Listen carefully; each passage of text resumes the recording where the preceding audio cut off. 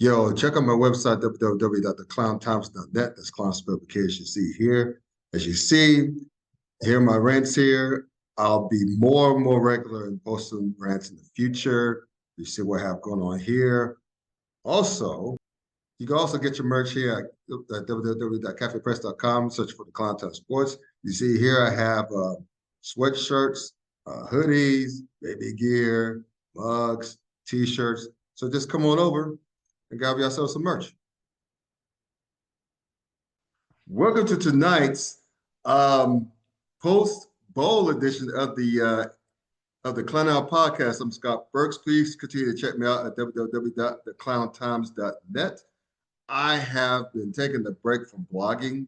So if you noticed that the last blog post I had was probably November, I just know that I've been very busy. I've been busy doing stuff for TikTok, some a little bit for Facebook as well. But I always tell myself I'm trying to be better at blogging. And again, I have a lot of life stuff going on too. But anyway, I'm gonna try to get back to that. And speaking of Facebook, you also find me there as well. Just do a search for the Clown Times. It's Clown spelled with K. You're able to find me there as well. So I said ACC bowl season. I got my ACC crew back. You know these guys by now. You see Jeff Fann to my left, as well as Matthew Warner, aka Hope You Smash at the bottom. So, fellas, welcome back. How you guys doing tonight? Doing Happy good. New Year. Happy New Year. Doing great. Doing great. And I'll just give you a minor clarification. We're at All Sports DACC. That's the Twitter account now Okay. that we use. I think the other one I deleted. I deleted. Yeah. He goes, no other explanation needed. That's pretty dope. How you doing, Jeff? Good, good. Glad to be on. Talking Right on.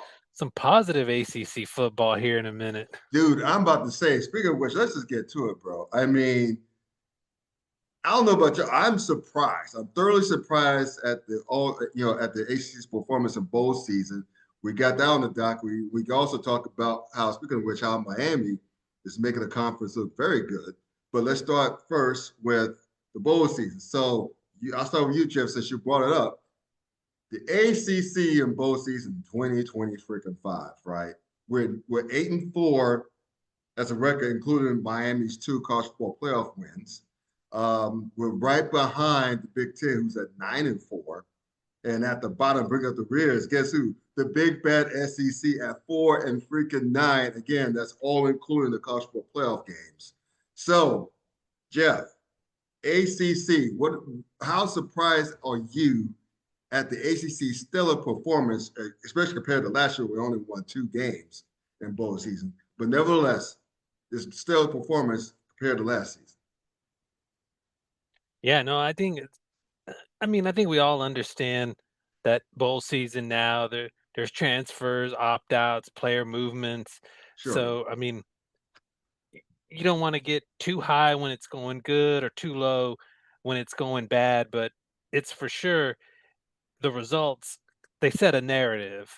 I mean, Right. when you're doing poorly, you're going to get hammered and it's going to come up again and again, and you're going to have to answer why the performance was so bad. And that 211 year you talked about last year, I mean, the ACC took a ton of hits Yes. nationally Rightfully for so. that. Hmm. Yeah, rightfully so. I mean, that was terrible. And you got to win the games. And now this year, it's definitely flipped into the ACC's probably best postseason since I think 2016. Hmm. Um, when Clemson won the national title, they were New Year's Six bowl victories. I think that year they had 9 victories, and it was a year you could argue the ACC was the best conference in college football. And Correct. I think no one's going to make that claim, this year.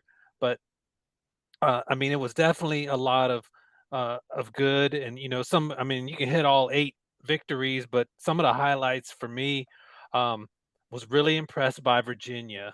Um, I think a lot of people question their 10-win season, and Right. then they lose to Duke in the ACC championship game. Kind of were an afterthought there in the Gator Bowl, and against Missouri, they put this 7-minute drive together or whatever it was in the second half, and you really saw how Virginia was a quality football team on both sides of the football. You know, outside of maybe Miami, there probably was no better team in the ACC in terms of balance than Virginia. So that kind of validated, their season. They're going to finish in the top 15 or 16 and deserve it. And then Duke beating, I think it was Arizona State in that game in the Sun Bowl, 42-39. Everyone kind of looked at them and said, hey, what is 5-loss team doing in the ACC championship? And then they go in there and they take care of business. Darian Mensah's coming back, and all of a sudden now they're a 9-win team that might finish the year ranked. And then I really like what SMU did against a number 17 ranked Arizona team, jumping out to a 24-0 lead in that one, and then holding on even despite Kevin Jennings having some turnover issues in the second half. Right. Where else do we go? Wake Forest, man, they were underdogs against a 5-7. Can you believe that? Yeah, That's wild. Yeah, I mean that Jake Dickert has been and his squad have been underrated the entire season and overlooked, and they just took care of business in that Mayo Bowl. And no one's going to say Mississippi was great, and I don't understand how they were favored, but the fact of the matter is they went out and took care of business, right? And had a 9-win season, and gosh, that's like 4 of the 8. We ain't even gotten into Miami, which I know you'll talk about. But yeah, I mean this is a positive narrative. Right now the ACC has a winning record against the SEC, and can finish no worse than 500.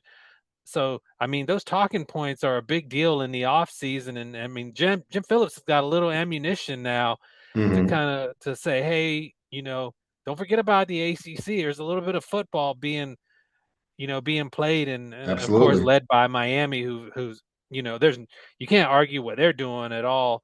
With opt-outs or anything. They've just went out and knocked off 2 top 10 teams, top 7 teams, and look fantastic doing it. And I know you'll get more into that.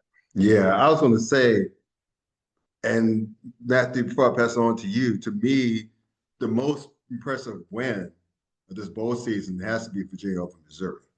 Missouri that's impressive. Considered even though the record didn't say it as much, they were considered one of the better teams in the SEC. And given that what you mentioned first, Jeff, earlier, was that people questioned Virginia, period.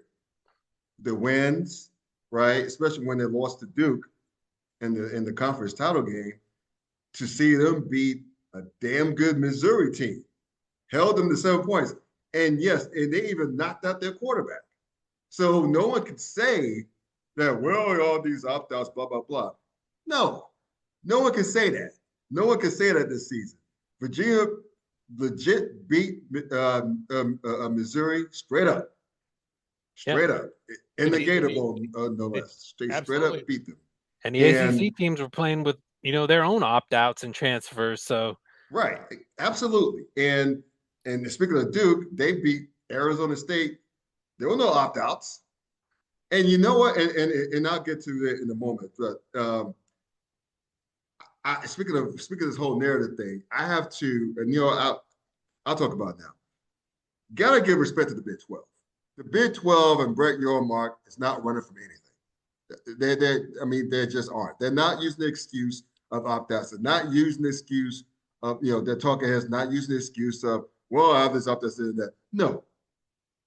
No, they're straight up. They're just man up. They say, hey, we lost. Hey, we won.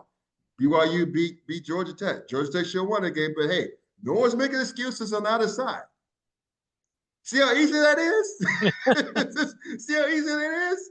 If the Big 12 can do it, if the Big 10 could do it, who's also having a damn good bowl season, and they're not making excuses for Miami beating Ohio State, right? There's no excuses. So SEC honks, I love you as a conference, a football conference, but y'all come off as punks. Stop using these excuses to build a narrative. It's as simple as that. Let me just add something. Let me just add something here too. I mean, the defense by Virginia was absolutely overpowering. Absolutely. Missouri, Missouri didn't appear to have a clue what was going on. Mm-hmm. And that was really good to see. But I do want to add something because I had some doubts about Louisville, and Jeff will attest to this going into their game with Toledo, Mm. right? Because I never know what's going to happen. Sometimes I don't know what's going to happen with the Cards, right? And that is a Super Bowl for every MAC team, right? The Boca Raton Sure. Bowl is a Super Bowl for every team down there. And Louisville went in there and shut them down. They shut the Rockets down. And I was happy to see that because the narrative is sometimes driven by the teams that you're really favored and supposed to beat. Right. And this year the ACC has done quite well on that scorecard too. Yeah. And again, speaking of Virginia game, the one last thing I know is rubbing. I know it's a sore spot for you, Matthew, being that you're a biotech guy and all, but how can you not be happy for Virginia's head coach? How can you not be happy for him?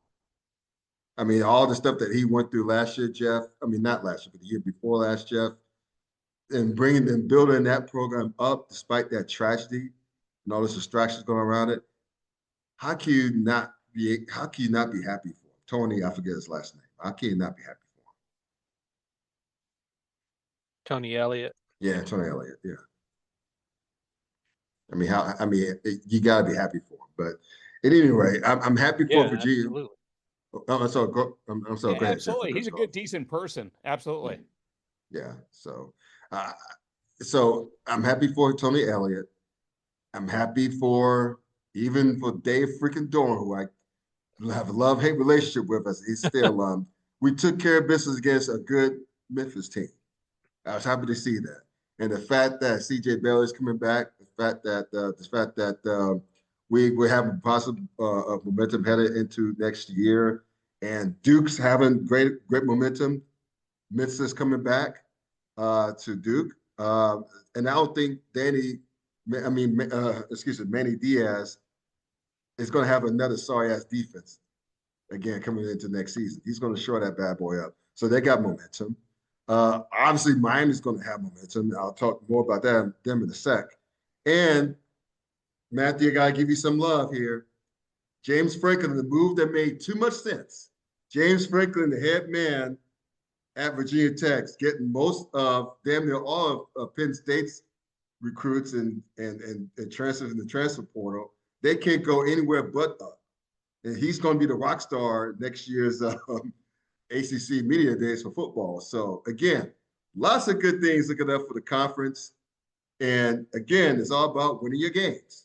Just win your games, and everything will take care of itself. So we'll close the podcast with this. Speaking of Miami, how about the U? How about the U, Matthew? I mean, they go on the road to beat Texas Tech, and they should have beaten them by more than what it was. But unfortunately, the wind conditions screwed up the kicking game. They lost. I think they left at least 9 points on the board, right? And then when they beat up Ohio State the way they beat up Ohio State, I don't like Miami because I'm a Florida State guy in football, but I just had a smile on my face thinking about those 80s and 90s teams because I'm a man of a certain age. I remember those squads. But anyway, if you're an ACC fan, if you're Jim Phillips, Matthew, you have to be going from ear to ear by how great Miami is looking at the college football playoff. Absolutely, absolutely. They clearly have I would say, I mean, I don't think it's really been close. They've been the toughest team on the line of scrimmage on Right. both sides, whether it's the offensive lines or the defensive lines. And it all starts there. That's really where you win games. That's where you give your quarterback time to throw. That's where you give your running backs time to, the space to move. That's where if you're on the other side of the ball, that's where you wreak havoc on the opposing team's running game and their quarterback. And Miami's just done an outstanding job up front. And Jeff and I have talked about this several times. That's really been the huge key to their success. Now, for sure, they're absolutely the most talented team left in the final in the final four that are out there right now. Right. And maybe Indiana probably the best coach team out there, but Miami is certainly the most talented team out there. I think our friend Matt Semick, a friend of our podcast and yours, said, "Okay, is this redemption time for Mario Cristobal?" I think I agree with that because, as Jeff knows, Jeff's also been fortunate by having having a few Cristobal coaching mistakes here and there. Sure. And I see the grin, Jeff. It's been very helpful at times for Georgia Tech, and he's done pretty. I don't have a whole lot to criticize Mario during this playoff run. He's done a pretty good job, and I think if he just keeps up that situation of ball control offense and leaning on your strengths, Right. you have a chance to win it all. Yeah, I agree. I mean, he finally has what you call a talent base, right? The same way that Nick Saban did, the same way that Dabo Swinney once did. And that's credit his recruiting, old school way, and him mining the transfer portal. But to that point, Jeff, to see Mario going old school, leaning on the lines of scrimmage, the trenches, they're to me the most solid team left outside of Indiana, who's great in the trenches right now. And I don't know about you. I love Miami against Ole Miss. Ole Miss is a great story. They can put up points on anyone. The Chambly kid, the Trinidad Chambly kid, is nothing short of amazing. He's a bit undersized, but he's amazing. He's been amazing. I just don't know how Missouri. I mean, I keep calling Missouri. Ole Miss could deal with the defensive line. And I don't know how they could deal with Miami's offensive line. Miami's just too damn good in the trenches for me to see Ole Miss moving on to the national championship game. Yeah, I got to agree with you, Scott. I mean, Chambliss is going to have to he's going to have to play even better against Miami than he did against Georgia for Ole Miss to win. And he's going to basically have to play the entire game like he did the fourth quarter against Georgia for them to beat Miami, which, that doesn't mean it's not impossible. Right. But he's going to have to be on like a shooter in basketball who's just gone unconscious because of exactly what you and Matthew have been talking about. Miami is really good in the trenches. They got future, NFL draft picks on both sides of the line. Mariota is a All-American on the offense on the line. And of course, Mesidor and Ruben Bain are the best pair of defensive ends in college football. And when I look at that game, and you have to talk about who the teams have played in the conference, and Ole Miss in the SEC has not faced a team at the line of scrimmage as good as Miami. Right. And that's strange to say that being in the SEC and having played Georgia twice, but Georgia is not as good as Miami on either line of scrimmage. Miami's better, faster than Georgia was, and they're deeper. So Ole Miss has not seen anything like what Miami can bring to the table. And here's I think Miami has been unbelievable on defense. I don't think they've touched the surface of what they're capable of on offense yet.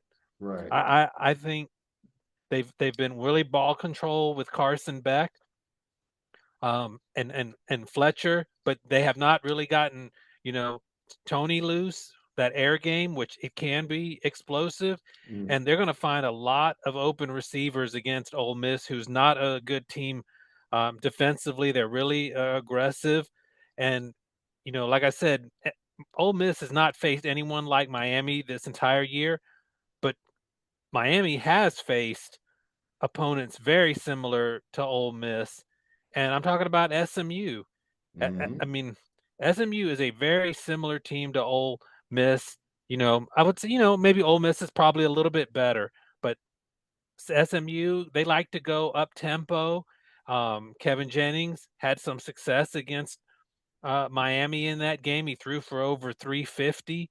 SMU is also a really aggressive defense, opportunistic, but not that great at the line of scrimmage, a lot like Ole Miss. And Miami has faced other quarterbacks who are extremely mobile. I mean, Chambliss can extend plays, but so could Marcel Reed. And Miami defenders were catching Reed from behind. Yeah. And Justin Sane was a Heisman finalist. Might be a freshman, but he was a Heisman finalist with an even better group of receivers than Ole Miss has. And Ole Miss has some good receivers, but I just think Miami is going to be more prepared for this game. And with them eyeballing a visit to Miami for the national championship game, I mean, Ole Miss can win this game, but Chambliss is going to have just an unconscious game for 4 quarters, not 1 quarter, not a quarter and a half like he did with Georgia. He's going to have to play 4 quarters where he's just out of his mind, I think, for Ole Miss to win. And Matthew, let me ask you this question. Do you think if Miami makes the title game, do you think that people could say that the U is back? Yeah, I think so. I think so. I think it's fair to say that. I also think, I mean, it'll be really interesting because you've got this series of stories out there, right? Like Oregon's been knocking on the door for a long time, right? They've they've been in the title game. They've made several runs before. Ole Miss is sort of, it's weird to say that there's a Cinderella, but it sounds like it's them, right? Because they're not. It's an amazing story. Yeah, I mean they're not. They're not up there with Miami's history. Sure. And Miami has been a king before, right? And so you've got all these interesting stories out there. And Indiana's got a history of basically not winning since 1945, right? Mm-hmm. Right. So I think it would be fair to say that people could say that they're back. I mean, I think Miami, by all accounts, should be favored to win the entire thing, right? I don't know why they're not. They're not. I mean, I haven't seen the latest books and everything like that, but I think they should win. Let me just drop in something real quickly. Sure, of course. I know this isn't an ACC hoops podcast, but gosh, I'm happy with how the ACC is playing hoops right now. Yes. Jeff and I were talking about this the other night, and we've got legit. I mean, I love like saying that I'm watching Virginia Tech and Stanford right now, and that Virginia Tech is playing a team that is playing for its NCAA tournament life right now, and it's not playing Boston College, so that it's there's not a chance for its net ranking to go in the toilet, right? This is actually a decent game that Virginia Tech is playing tonight, and it's been fun. It's been fun for me to watch, and even just now, I've been asking Jeff all year, Scott, give the keys to the car. Let's make it happen. Let him go down to the hoop and be great, right? Let him take the ball every time down the court. He's 6'9". Let me back people down at the hoop. Yeah, you go. Go old school, man. Next year, make it happen, right? Okay. You got him for 1 year. It's time to give him the keys to the car. Sorry. Right. That was a pleasant surprise they've been, man. That's a great surprise. But I'll say this, dude. The ACC, people may not notice, the ACC has 9 teams ranked in the top 50 in the net. 9. Which means that I saw earlier projections, they're projected to get at least 8. That's coming off of a 5-bid season last year. They already have 8 to 9 viable tournament teams. That includes Virginia Tech, Stanford, Miami, SMU, who's ranked, Cal, Clemson, obviously. The middle of the NC State, the middle of the pack of the ACC is actually viable this year. And that comes from the strong showings in the out of conference. Hell, we barely lost to the SEC in the SEC ACC challenge, 9-7 this time instead of what was it, 14-2 last year. So if we could have won 2 of those games that we lost to them in this year's challenge, I should say last year's challenge. So all I say is this. To your point, Matthew, this has been a great damn year for the ACC, as football and basketball. lot to be proud of so far in basketball early going. Definitely a hell of a lot to be proud in football. And speaking of football, I know I said we closed the show with the Miami question, but I got to circle back, Matthew, to the Virginia Tech question because we hadn't talked much, if at all, since James Franklin was hired. So, two questions: A, how high in the air did you jump when James Franklin was handed the job, the keys to the castle? And two, what's your outlook for Virginia Tech football in the next 2 seasons? Well, this was clearly probably, and I think Jeff would probably agree with this. This was clearly the winner of probably the college hiring cycle, right? Mm-hmm. I don't think anybody could have expected Virginia Tech to do better. So that's that's certainly key for us to mention.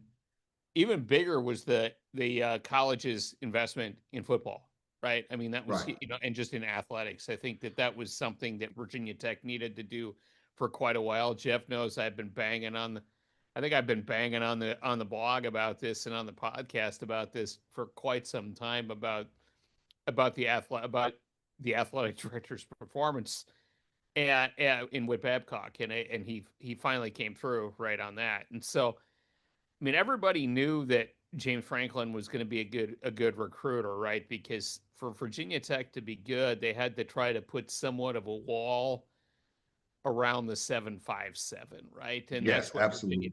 That's when Virginia Tech was really good. I mean, you're not with analytics, with videos, with everything like that. You're not going to keep a complete wall around the 757, right? Right, right. That's when Virginia Tech was really good, when they got the best players out of the Tidewater and Hampton Roads area. And he's making that happen. He's making those sorts of relationships happen again.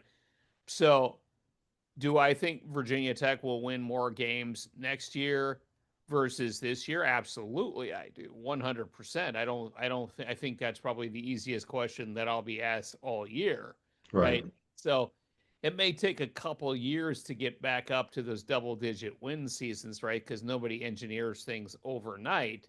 Correct. But certainly the talent on the field and the coaching and all these sorts of things are going to be better. I have to say, I was a little surprised to see Virginia Tech hire a first-time offensive coordinator again. Mhm. I had some surprises about that. I was surprised with that.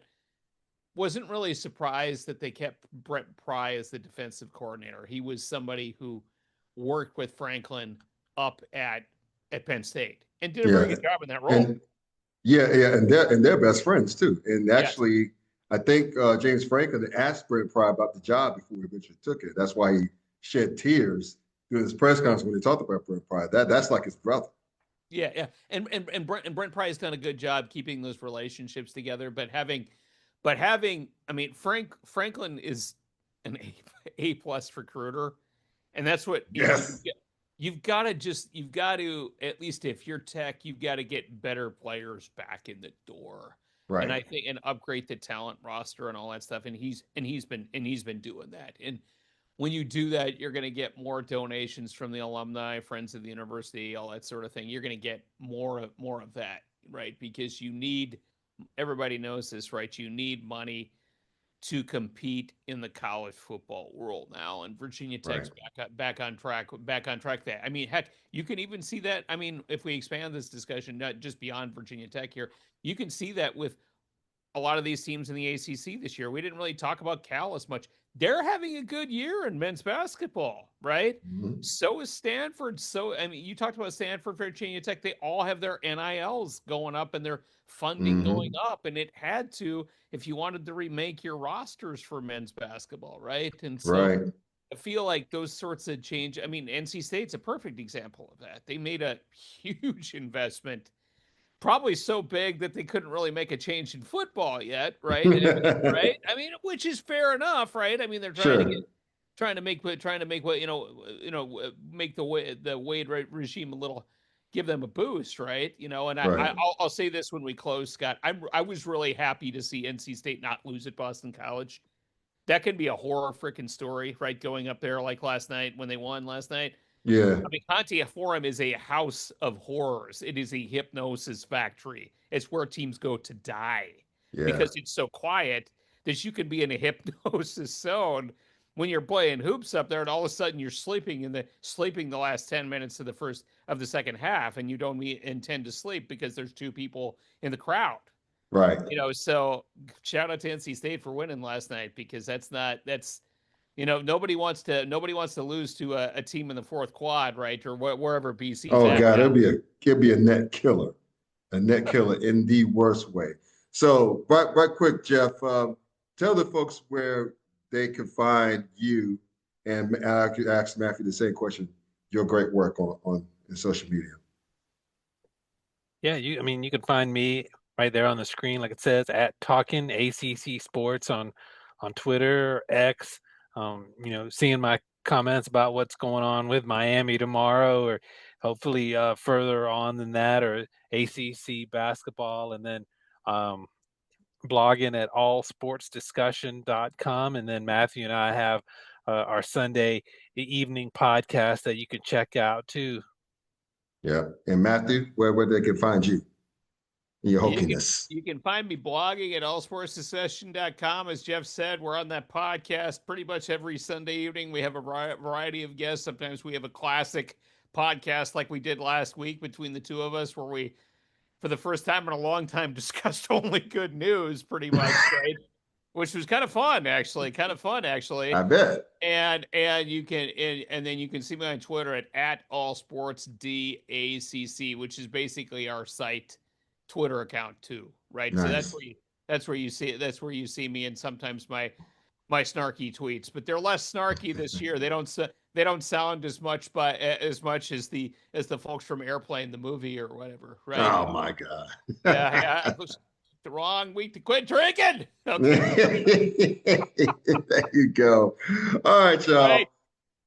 Please check out their great work. It's great. I enjoy going to the site and learn all things ACC from an unbiased perspective, and also enjoy the college football playoff semifinal weekend. It's going to be two great games. And until next time, take care. Peace and hair grease, all the good stuff. And please look for me at www.theklowntimes.net. Until next time, take care. Sign out.